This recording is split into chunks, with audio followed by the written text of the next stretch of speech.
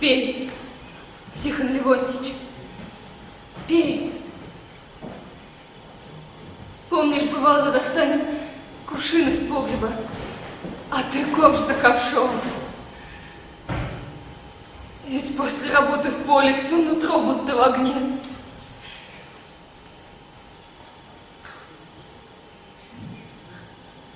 Вся ушла. Видать, очень пить хотел. Год уж с похорон прошел, а кажется, будто вчера. Ну, потравили коровы барское поле, так ведь только чуть-чуть, у самой дороги. Я ведь тогда всю землю из-под их ног ногтями изрыла, просила живым оставить. Не выдержал, 3 дня только мучился.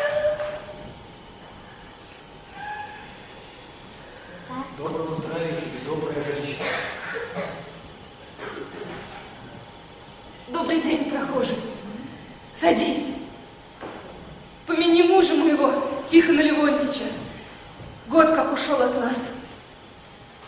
Спасибо.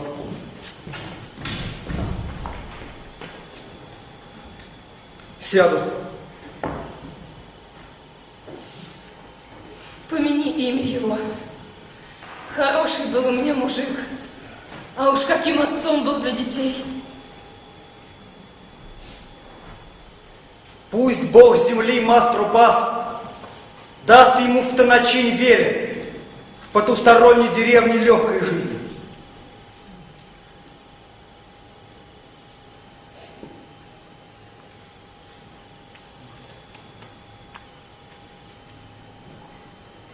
Ты, видать, Христосу не молишься? Я богам молюсь, а Христосу или Нишкипазу все одно, лишь бы помогал хорошим людям. Разреши мне свою семью помянуть, жену, сына.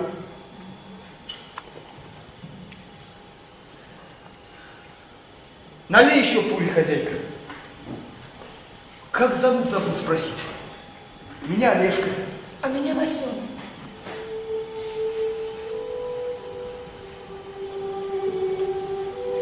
Вот и хорошо.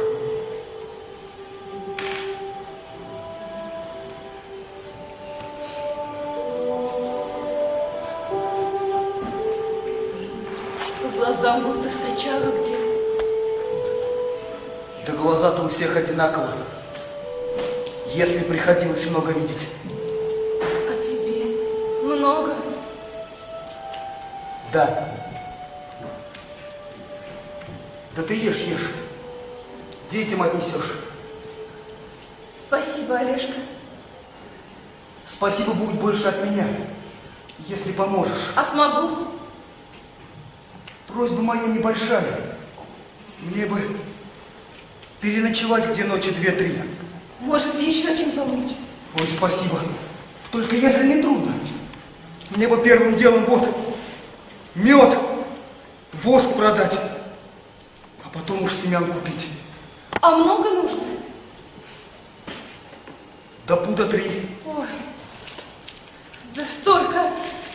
Если только у барина, так ведь к нему же не пойдешь. Это верно. К нему не пойдешь.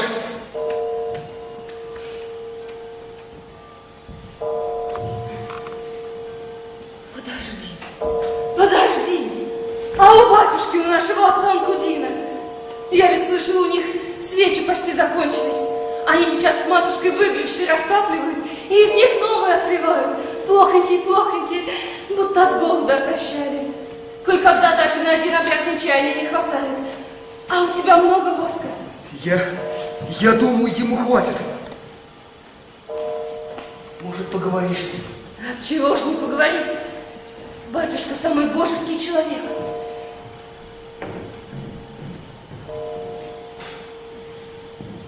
Когда Тишу моего кнута не стегали, батюшка прибежал, выставил свой нагрудный крест перед стязателями.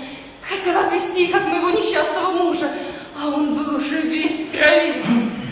Молодой барин Андрон отбросил батюшку в сторону. «Не жди от Бога прощения», — сказал батюшка. «Он видит твои дьявольские дела».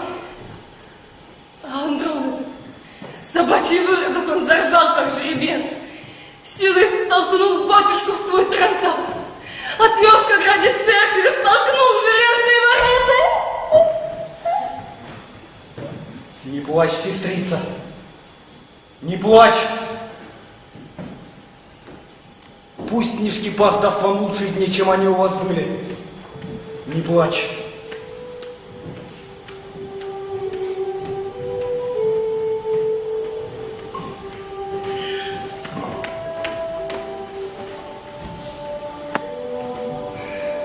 Идем, Олежка.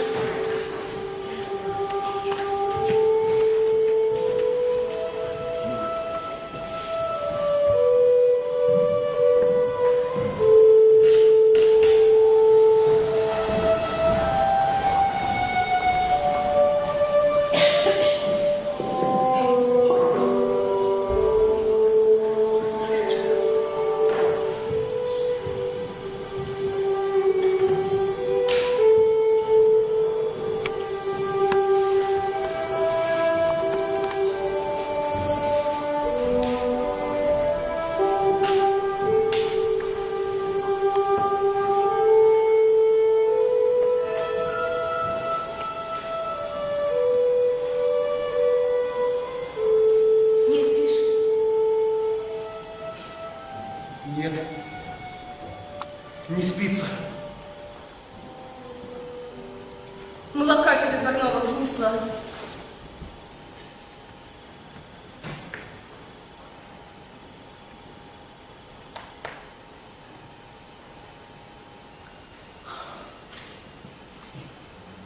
Хорошо. Как будто в детство возвращаешься.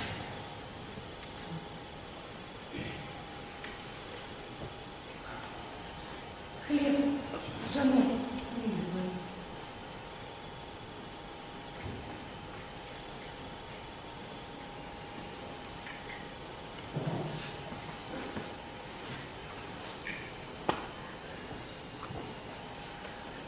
Спасибо тебе, Василий.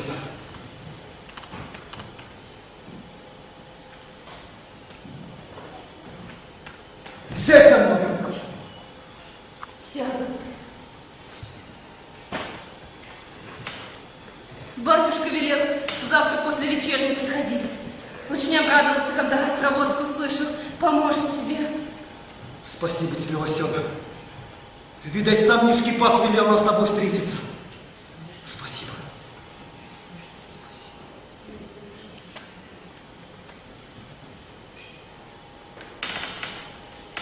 Мягкие.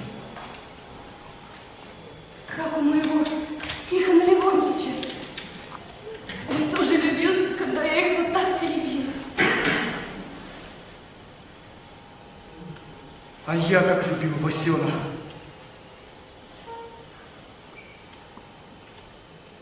Волосы мягкие.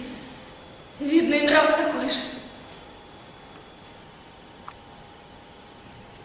Нет, Васена. Не знаю, какой я. Капризным не был. Но столько смертей приходилось видеть, да и самому приходилось кровь пускать. От этого и сердце задубело. Не знаю, какой я, Васена, теперь, ой, не знаю. И ты у Емельяна Ивановича был? Был. Вместе с другом. Пошли за лучшей жизнью, там и встретились. И думаю, навсегда с такими не расстаются. И в прошлом году, и этой весной мы все на Сорлей бегали. Смотрели и плакали. На каждом плоту по 4, а то и по 5 качались.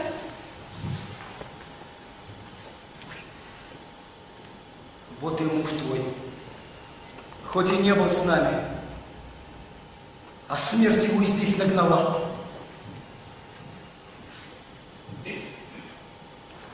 Поцелуй меня, Васена. Да что ты, Олежка? Поцелуй. Ведь мы встретились с тобой на этой дороге не случайно. Голодные мы до любви, Васена. А голодные сердца сами находят друг друга. Не нужно, Олежка. Я сначала прятался, потом счастье другу завидовать стал. Ну я же не старик, Васена. Я же не старик. Только встретились. Васена, возьми меня в свою семью. Такой уж я мужик с отцовским сердцем. Хотя бы ради этого поцелуй.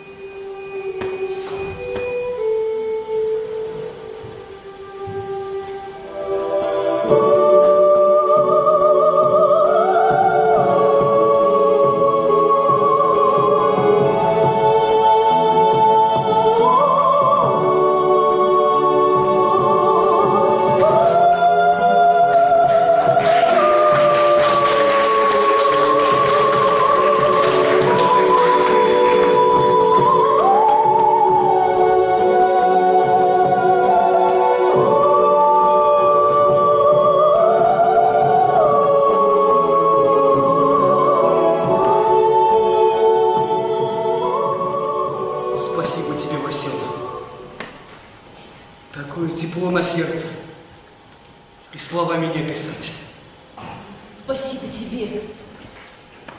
Какая я не знаю. А вот ты... Будто Тихон мой ко мне снова вернулся. А жена твоя говорила, сколько счастья ты ей приносил. А зачем? Мы это сердцами чувствовали. Васена, дай мне слово. Я приду за вами.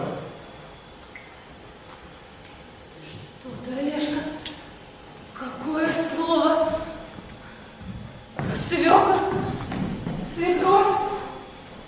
Да без меня кому они здесь нужны будут? Вот, Олежка, возьми от нашей семьи каравай хлеба ржаного твоим друзьям.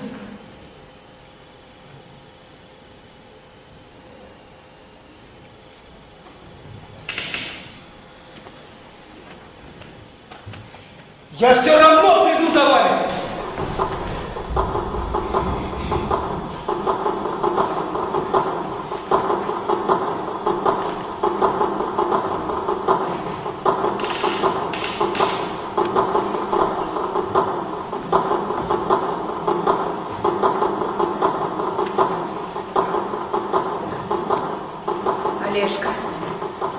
Где ж тебя носит? Да придет, ну Янца, придет!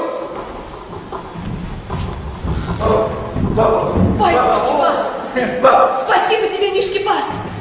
Шум прочи, Олежка! Шум прочи! А мы здесь все чуть не умерли, а? Да попробуй иди еще куда-нибудь! Все ж перепутали, где день, а где ночь? Да придите же вы в себя! Ну приплыл я! Приплыл! И главное, все, что нужно, привез. Вот. Так, ну-ка. Держи, Мичай. Во. Радай. Сынок, держи-ка штихеля от Салатича, батюшка передал. Ну? А семян привез? Ну я за семена привез, конечно же. А главное, с такими людьми добрыми познакомился. Обо всех расскажу. И встретил я там батюшку. Если есть где-то у них там Христос, то это точно он. Ну все, пошли семена разгружать.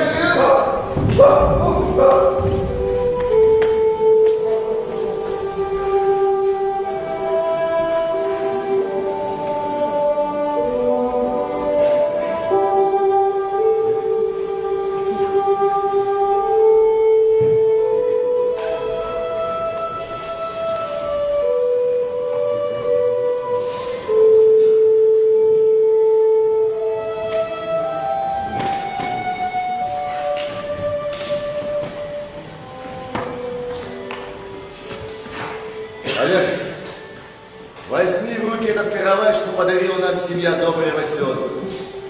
Помолимся за его силу и здоровье. Не забыл еще, как режут хлеб ирзянские мужики.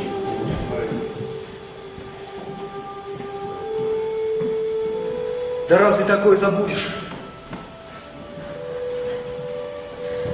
Нас, когда мы маленькими были, матушка грудью кормила, когда возле соска всегда кусочек ржаного хлеба ложила.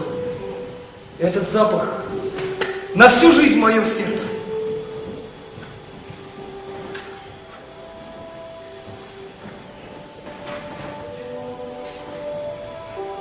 Первый кусок хозяина.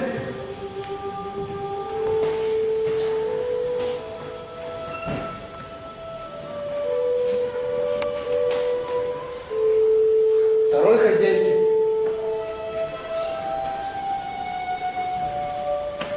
Третий, если не возражаете, мне самому. Ну а это тебе, Рада, продолжателю Нечаевского рода.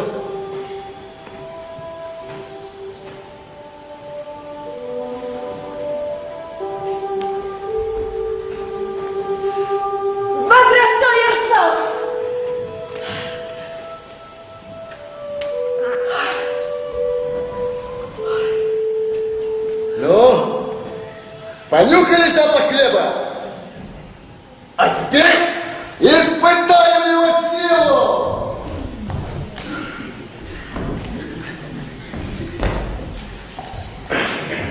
Да чтобы вас перебороть, нужны другие кружки.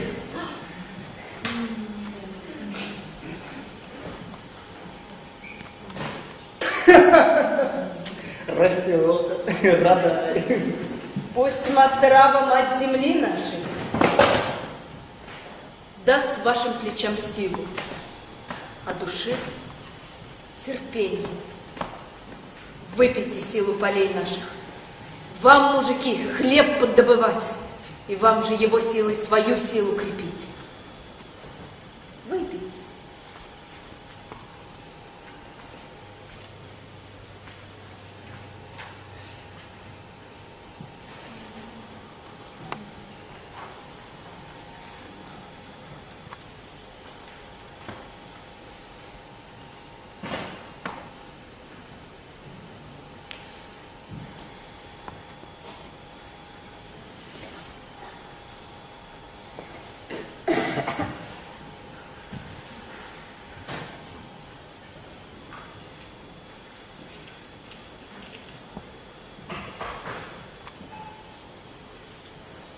Встаньте оба передо мной.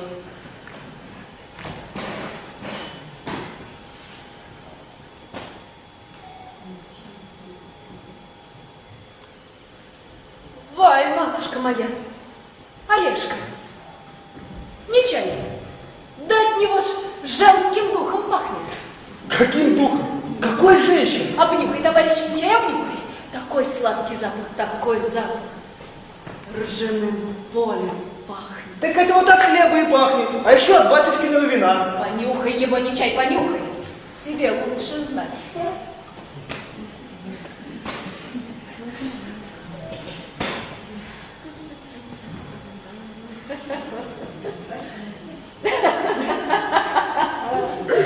Да!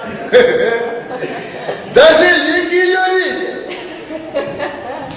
Глаза зеленые. А сама вот такая. А зубы лепестки цветка черемухи. Грудь высокая, поцелуй. И стыда-то у вас нет. При ребенке. Дядя Олег, а как хорошо было бы, если бы у меня была братнина жена, Уля. Видишь, как хорошо моему дяде с моей аварией. Ну прекрати, сынок, прекрати. Я бы перестал, сынок.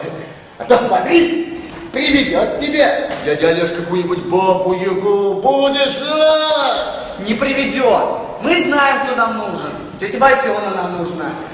Дядя Олеж, я все слышал, когда ты тете Мияве не рассказывал. И про Дему знаю, и про Агашу. Мне было бы хорошо. Брат и сестра. Как будто Петрунька с коня вы вернулись. Понимаешь, сынок? Им от барина бежать надо.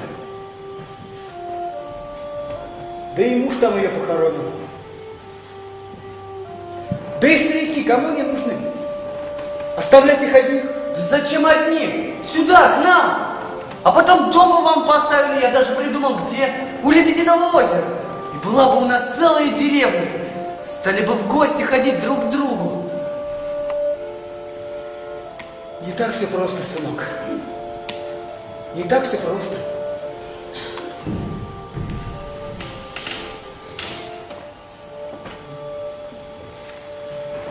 Сынок, что ты там нашел в хлебе тети Василы? А я звездочку свою хочу найти. Ага, вот она, вот. Горит, будто язычок штатова. Ну посмотрите, посмотрите сами. Первая звездочка, которую вы видите, ваша.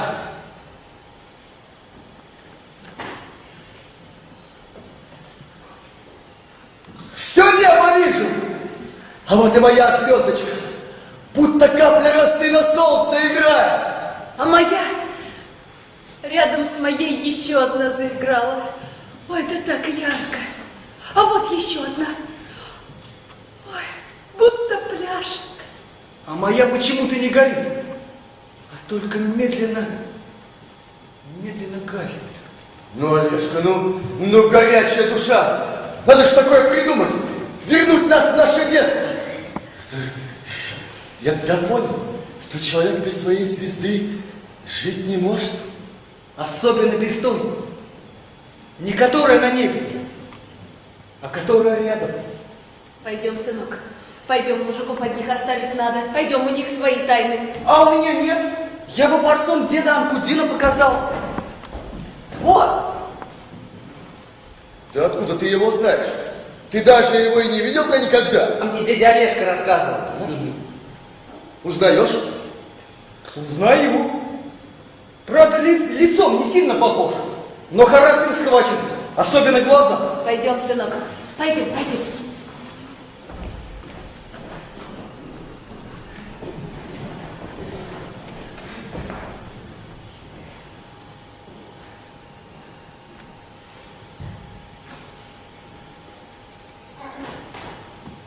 Ну, дружище, рассказывай. Хорошая женщина, как моя жена.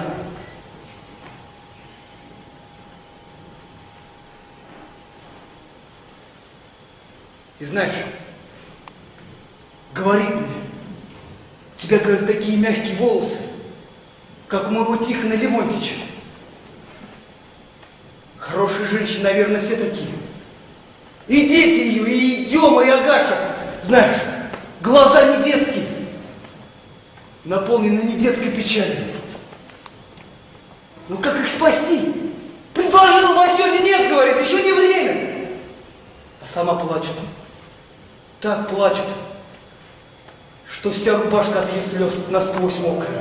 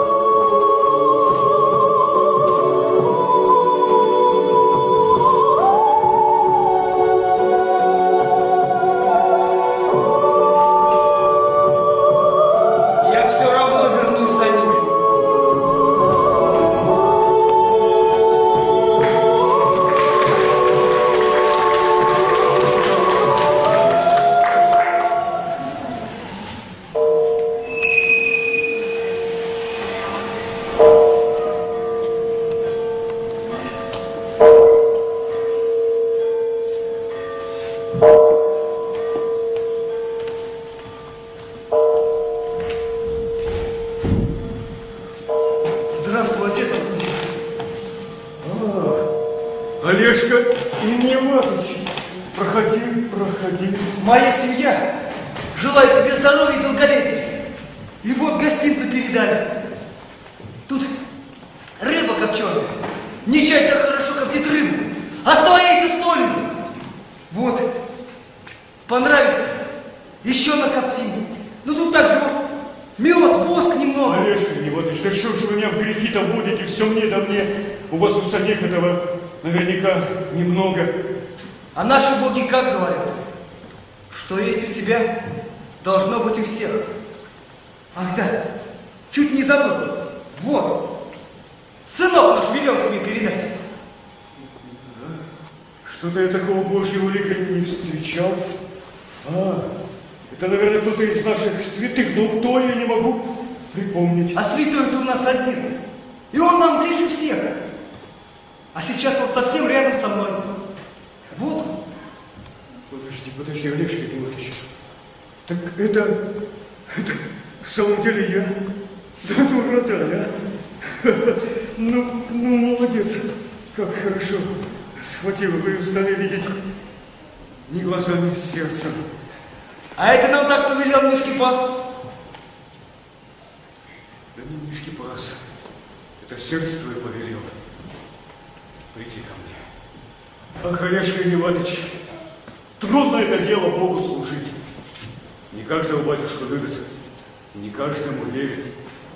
А когда в дело мешается человек, с волчьей пастью вдвойне тяжело. Во зле человек с ума сходит.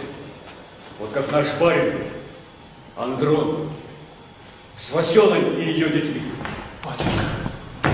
Батюшка, что с ними? Ну почему ты молчишь? Ну я же чувствую, у меня вот здесь как будто все оборвалось. Так, сынок, а дело было так. Васена с детьми жала рожь на барском поле. Сын учился косить косой с граблицей, дочка училась серпом жать. Васена за ними вслед снопы вязала. В это время по полю ехал Андрон с кучером своим. Остановился, подошел к Васене. Дети ее к этому времени далеко ушли. Распутник не смог сдержаться. Дети услыхали крик матери. Сын прибежал первым. И голый зад барина сбрил острой косой. Налетел кучер, связал парня. Андрон орет, прибежали люди. И вместе с сыном увезли их дочку. И где же они теперь? Да этот Ирод продал куда-то их. И никто не знает куда. А что с Васеной? А в тот день с нашей усадьбы прибежали два моих старших сына и выкрали Васену. По ржаному полю волоком уволокли. Она у меня прячется. Подожди. Подожди, сынок. Проходи. Проходи, дочь моя. Не бойся. Вы здесь одни. Вам никто не помешает.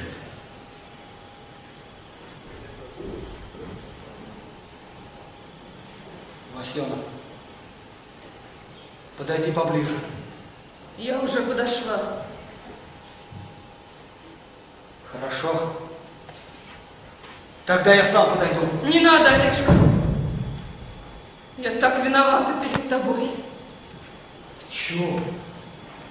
В чем твоя вина? Стала на пути твоем. Боль тебе принесла. Какую боль, Васёна? Да у меня только после встречи с тобой сердце растаяло. Вот в том-то и беда, Олежка. Ох, да как же мне теперь жить без детей? Без тебя. Почему без детей? Почему без меня? Вместе пойдем их искать. Нет, Олежка. Я буду молиться. Я буду просить у Господа простить меня за все. За все согрешения перед мужем моим Тихоном Леонтьевичем. Буду молиться за судьбу детей, за тебя, за страдания твои. Да воскреснет Бог, расточится Россию. Замешательный царь на видящий век. Васёна, молись за счастье мое. За счастье прощения не просят.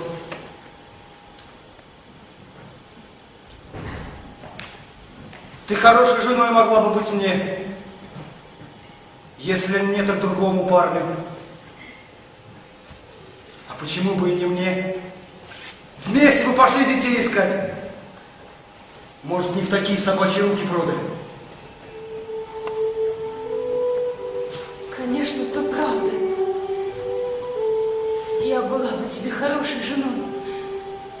Сам знаешь, очень любила тебя. А дети?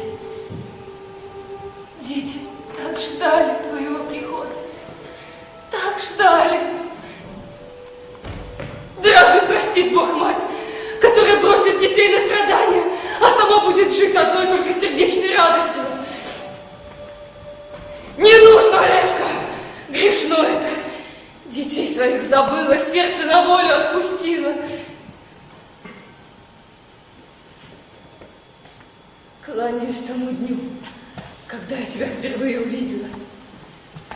Я всегда буду помнить мягкость твоих волос и твое первое признание в любви. Поцелуй меня.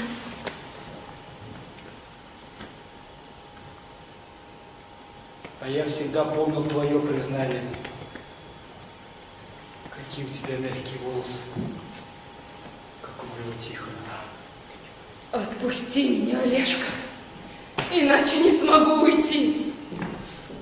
Васёна, вы так подходите друг к другу, как будто под одной звездой родились. Нет, отец Анкудин, пусть для меня он останется таким, каким я его впервые встретила на кладбище, где мы поминали мужа моего Тихона. Это мне силы придаст, и детей своих найду.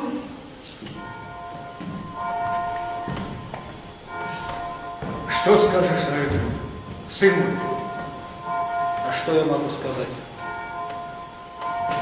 Она их мать. Я знаю, что такое отцовское сердце.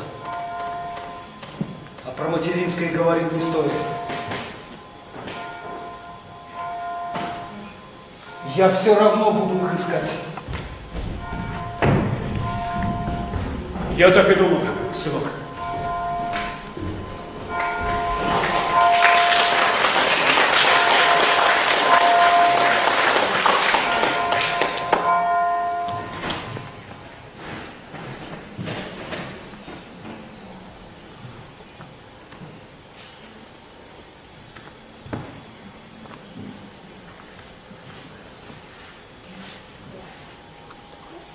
Олеж!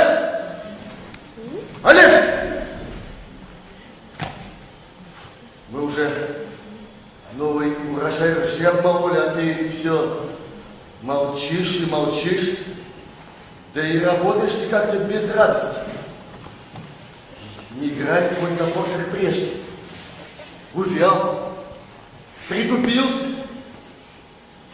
Нет, не чай. Не топор. Я сам притупился. Знать, сильно замерз, Алешка. Сильно не чай. Сильно. Счастье так было близко. И отняли. Кого? Лосен? Ну, кто? Кто вот? Да те же против кого свои головушки поднимали. Мужики! Мужики! Вы гляньте, что мы нашли у себя в погребе.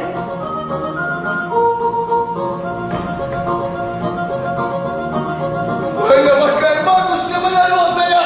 Да откуда ж все это? А это наш секрет. Сова и леляй вырастили. Так же человек можно и без сердца оставить. Земли-то вон сколько, сей, сажай, пока наша, и воды два озера, и речка. Что и говорить, бояре! А поди, у этих бояр-то капусты-то и нет. А вот и есть, а будешь смеяться, зимой рассола не получишь. Чур нет черешки. Ну ешьте, запах-то поди забыли.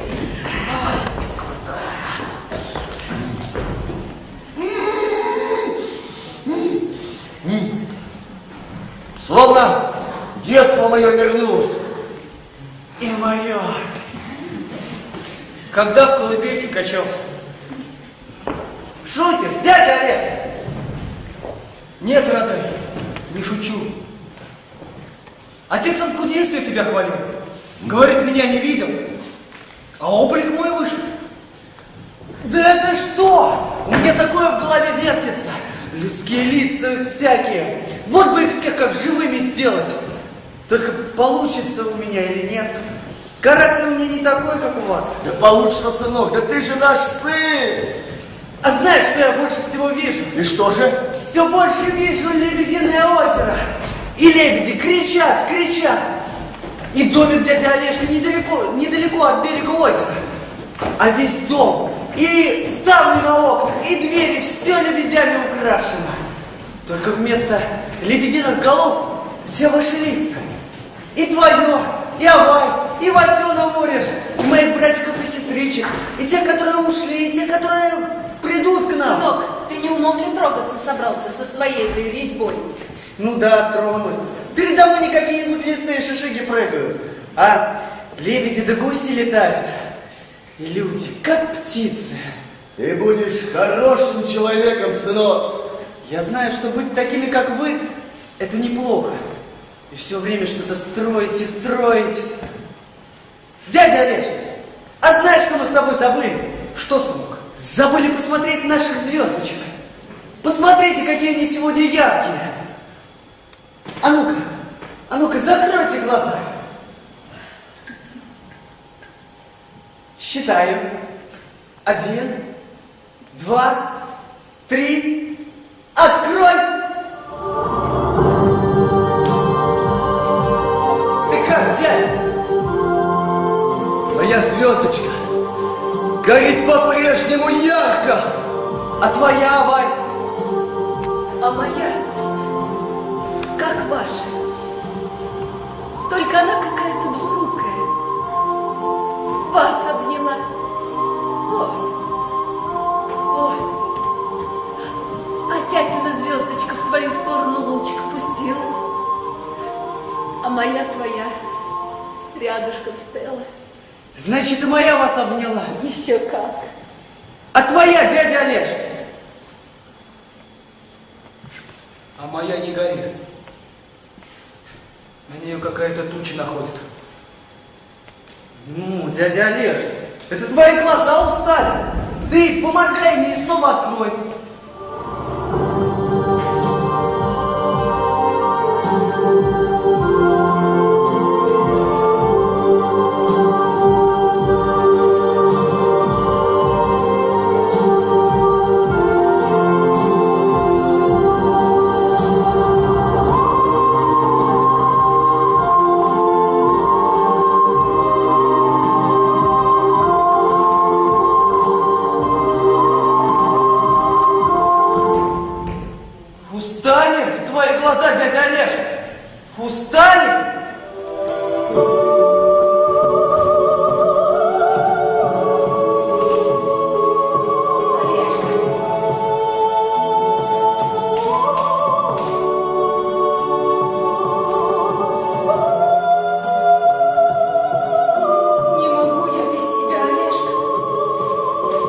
давай вместе искать детей моих.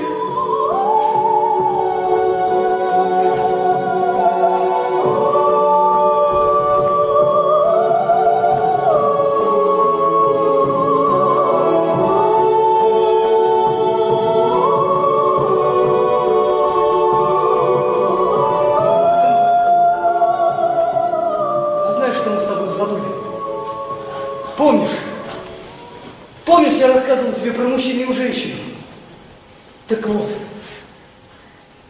их любовь друг к другу не знала границ. И они не знали, есть ли кто-то еще под этими дрожащими звездами. Бывало, сделают всю работу потом, станут друг против друга и начнут играть. Кто ты такая? Я эрзянская женщина, а ты кто? А я эрзянский мужик. Потом слово «эрзя» стали произносить короче. Без слов мужчина и женщина. Кто ты такая? Я эрзян, а ты кто? Я тоже. Я эрзя, и ты эрзя. Вместе мы эрзяне. Нету лучше нас людей. Во всем звездном стане! Но вот пришла старость. А ни детей, ни родных у них не было. Они книжки пазл. Молим тебя, дай нам помощника. Умрем, род наш эрзянский исчезнет насовсем. Ну и как? Дал он помощника этот книжки-паз. Долго пришлось ждать.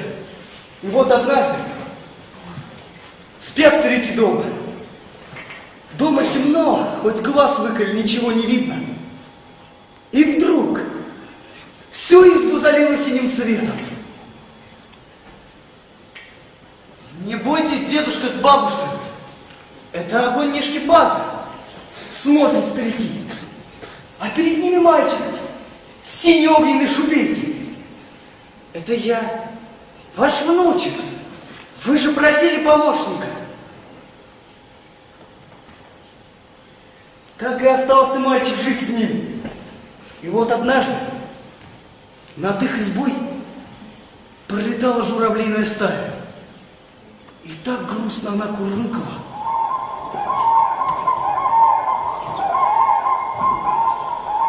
Мальчик разгадал их тайну. Журавлят своих потеряли. Как найти их? Спасти их? Для этого нужно еще сильнее разжечь в себе огонь книжки-паза. Тогда мальчик поднял свои руки и взмахнул ими, словно журавль крыльями. И стал подниматься далеко-далеко, высоко-высоко, пока не превратился в маленькую-маленькую звездочку. Это их внучек летает по небу и собирает заблудившихся журавлят в единую стаю. И вскоре на небе появилась еще одна журавлиная стая, вожаком которой был мальчик, горящий синим огнем книжки-паза.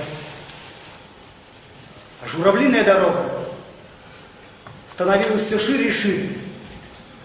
Все дальше и дальше вела на людей в какие-то необъятные края за лучшей жизнью. Сынок, люди никогда не перестанут верить в свою звезду. А если она и скроется за тучи, то отчаиваться не следует. Нужно уметь ждать, когда эти тучи разойдутся. И журавлиная дорога откроется для всех. Васюна, Олеж, Аварь, тетя, дядя Олеж, а нас эта дорога когда-нибудь хорошей жизни уведет? Да, сынок. Но это будет тогда, когда мы перестанем обманывать друг друга, самих себя и саму жизнь.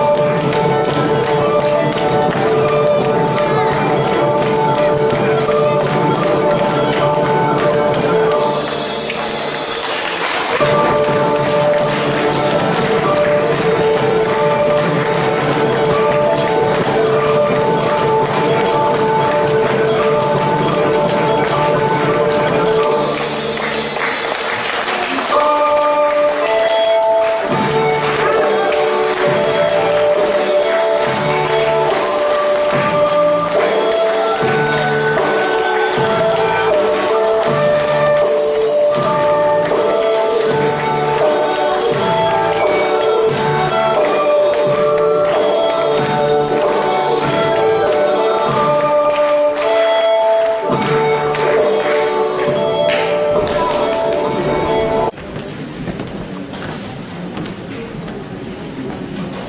во-первых, спасибо за внимание, что вы мне предоставили слово предварить этот спектакль, который я сам ждал целых 6 месяцев. И очень хорошо, что театр закончил. Мы с вами вместе посмотрим, так же, как и я, так же, как и вы, и я, будем оценивать первый раз. Я думаю, что, и как я вижу, и знаю, вот даже по тем очень короткому знакомству с работниками этого театра, здесь работает очень хороший творческий коллектив.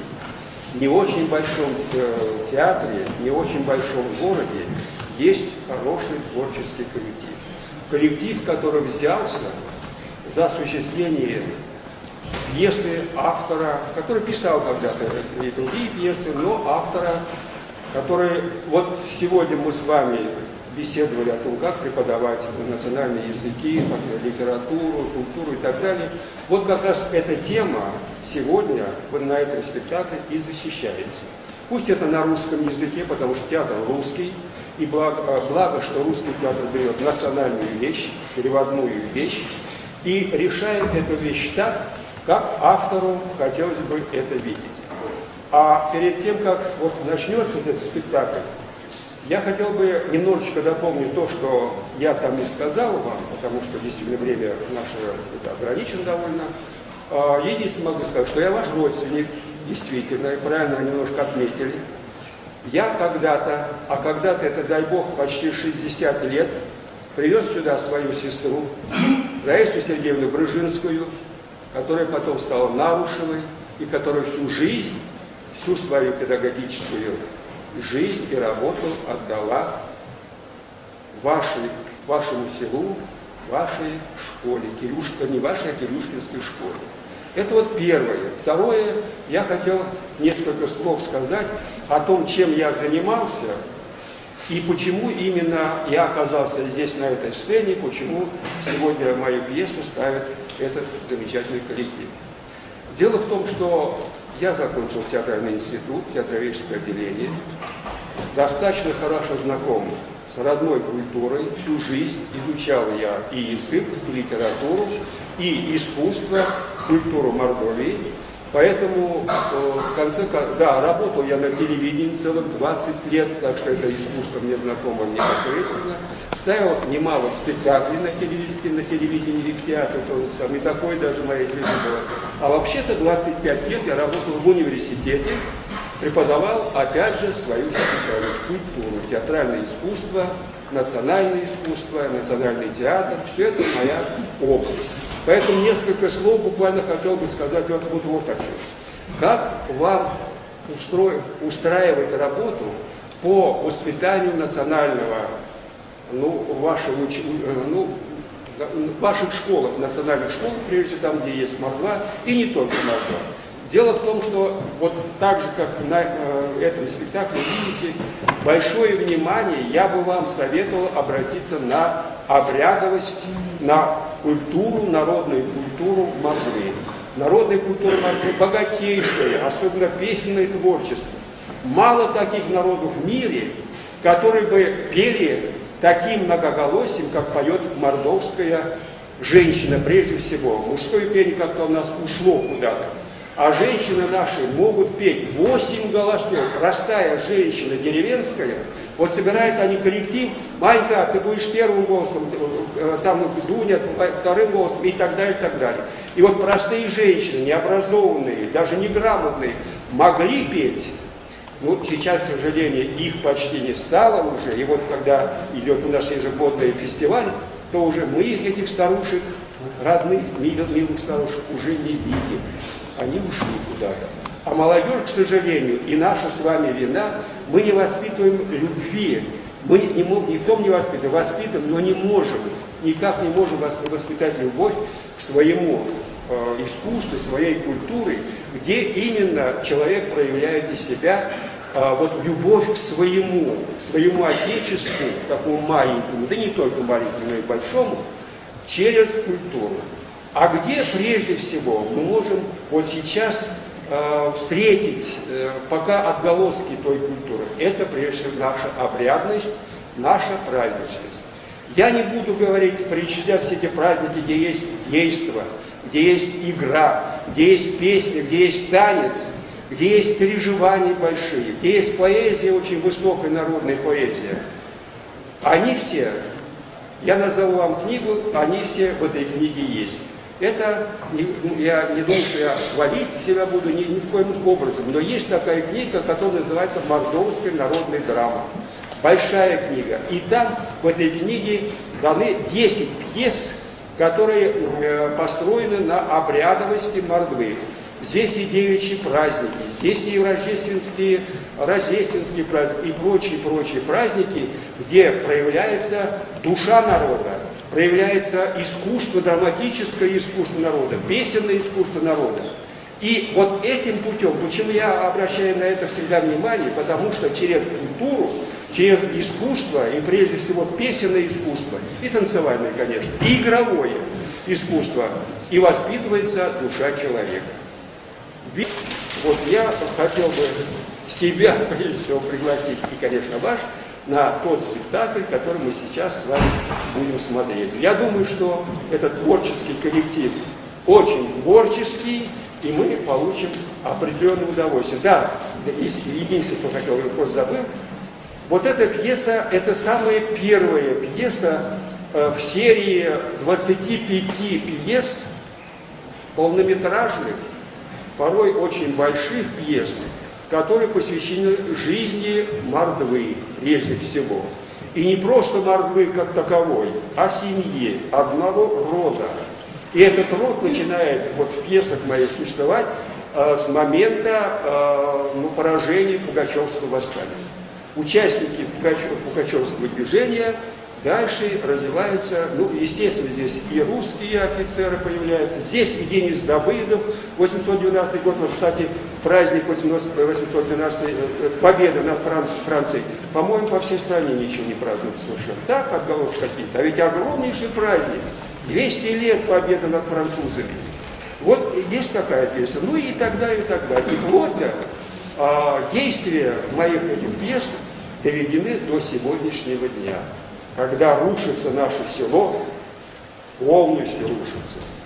И вместо наших прекрасных крестьян, колхозников и жителей сел появляются люди, которые строят там коттеджи и прочие, и плевать им на это село, которое пустует или пустеет совершенно и погибает. А где еще есть культура, великая культура, как не на селе? Вообще вся культура откуда вышла? Только из народа.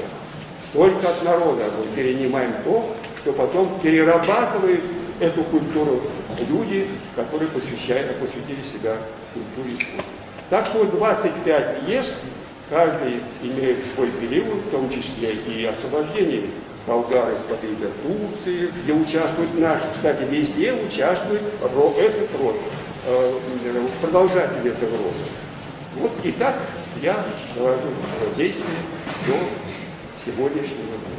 А сегодня самая первая пьеса, в которой будет рассказывать о том, как люди оказались, можно сказать, на необитаемом острове и выжили с помощью любви. У меня в пьесах всегда есть любовь, причем очень большая, для меня это кажется, любовь мужчины к женщине, женщины к мужчине. Никаких этих дрязг, которые мы видим каждый день на телевидении, нету. Уж если любят они, то уж любят по-настоящему. Поэтому вот для меня это самое главное в качестве человека. Любовь, прежде всего, дружба и помощь, взаимопомощь и дружба. Вот это самая главная идея всей моей пьесы. Всех моих всего.